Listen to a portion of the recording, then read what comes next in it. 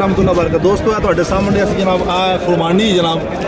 ਤੁਹਾਡੇ ਸਾਹਮਣੇ पेटी खुलेगी ऐसी खुरमानी डिलीवर करने पूरे पाकिस्तान जो साड़ी खुरमानी डिलीवर होती है ਤੁਹਾਡੇ ਸਾਹਮਣੇ पेटी खोलनी ਅਸੀਂ ਵੇਖਣਾ खुरमानी ਵਿੱਚੋਂ ਕੀ ਨਿਕਲਦਾ ਕਿਵੇਂ ਦਾ ਮਾਲ ਹੈ देखो जी इधर जरा खुरमानी की पेटी खुलती पई है जी माशाल्लाह भाई माशाल्लाह ब्रांड ब्रांड ब्रांड जी मियां इमरान साहब ने पेटी खोली है जी माशाल्लाह आज जी देख लो